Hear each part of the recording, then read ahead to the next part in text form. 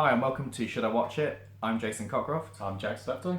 And today we're going to do a rundown of our top 5 films each of 2015. Right, number 5. My number 5 is Kingsman: The Secret Service.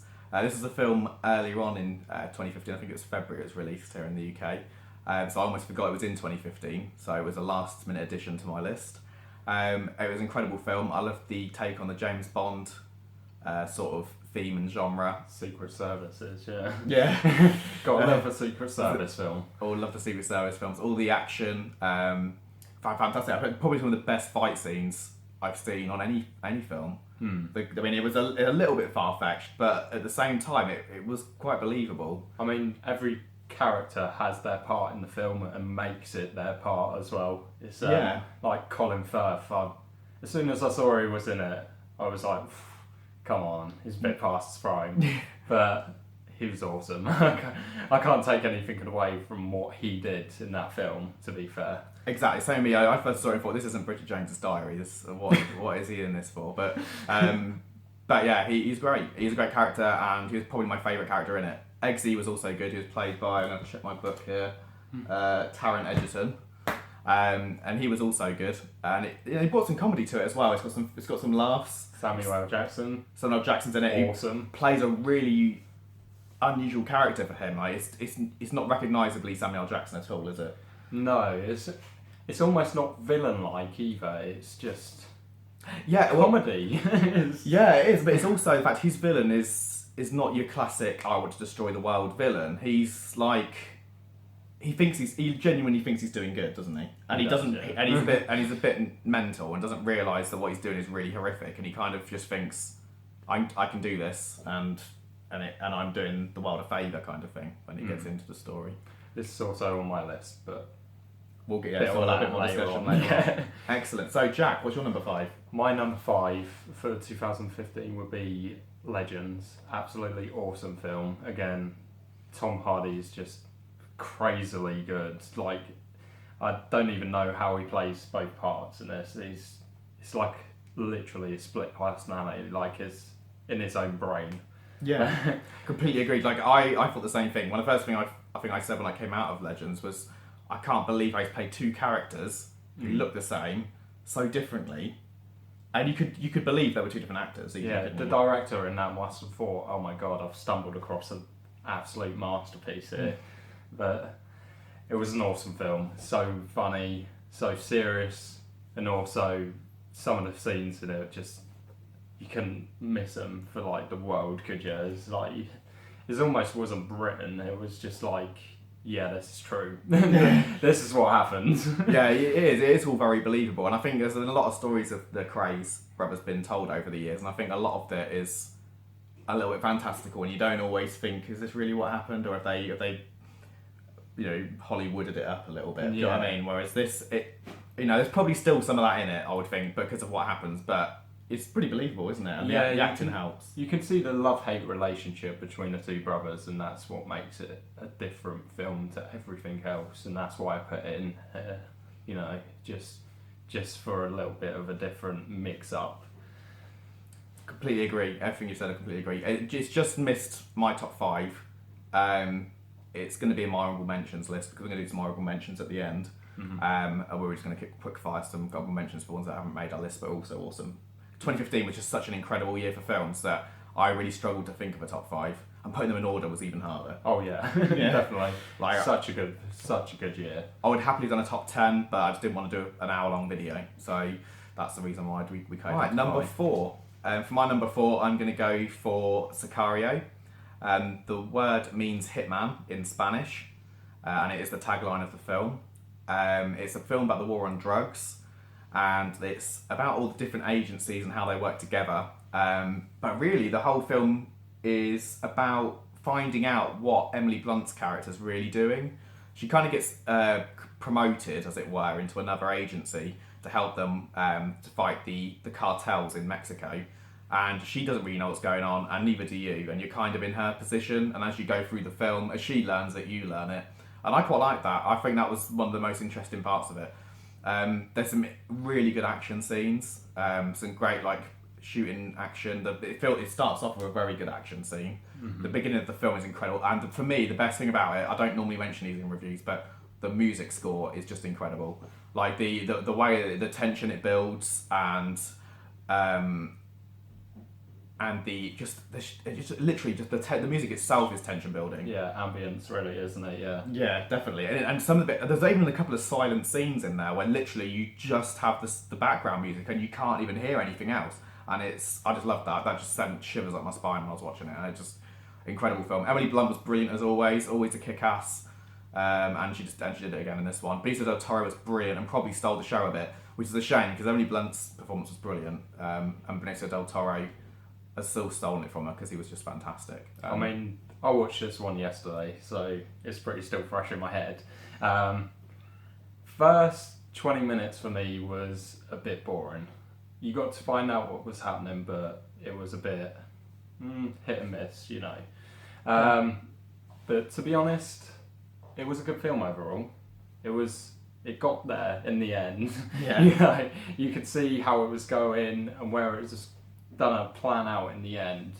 And when it did get there, you were like, mind blind. Yeah. You know, just agreed. Is that what I said? Actually, one thing I said at the time, actually, yeah, the payoff is worth it. Yeah. The payoff is worth the kind of slow build up, isn't it? Yeah, that's it, yeah. And the shooting, like you said, crazy good. Yeah. Yeah, but the shooting and the action and also the sheer like evilness of the cartels that comes through as well. That was just quite good. I quite like things like that. Yeah. My number 4 was Kingsman. So, Hey. yeah.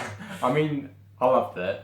It was great. I wouldn't put it any higher than 4 because of you know, it was a bit of a jokey, not too great film. Well, not too great film. It was a great film, but not as great as I wanted it to be. I mean, the comedy kind of took it away. Oh, okay. You want a bit more serious. Yeah. Understandable. A bit more serious would have been done. Would have made it justifiable, really, to be put up a bit more higher. But to be honest, the car scene at the very beginning sums up Eggsy's personality. Yeah, just comical joker. Just yeah, and then he gets the, you know, he's a comical joker and he has like a positive outlook on life, doesn't he? And then he gets this opportunity to be in the Secret Service and he grabs it with both hands, doesn't he? He does, yeah. Yeah. And really fits the role. Anything else you want to add on that one? Number 3. We're on to number 3 now. And I have gone for John Wick. Awesome film. Literally incredible film. Like, I think any other year recently it would have been number 1.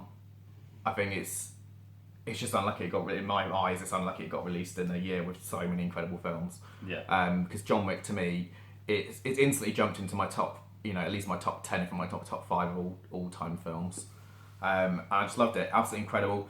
It's mainly for me again because I love all the fight scenes and the shooting is just delirious, isn't it? Like, it's just hair standing on end, excitement. Yeah, I mean, Keanu Reeves in that film is like, I want to be him. Yeah, I would agree with that. He's amazing. He's just takes that role and, you know, kills it. He does. Absolutely kills it. Like, he's at his best in that film since The Matrix, and probably even better. I think he's even better as John Wick than he is as Neo. And I don't think anyone ever thought that, because the Neo role was clearly written for him, like in Matrix. And I just think this is exactly the same. Like, it just suits him to the ground. Mm-hmm. You know, he's not the best actor in the world, but he does those roles just perfectly. And I think that was just.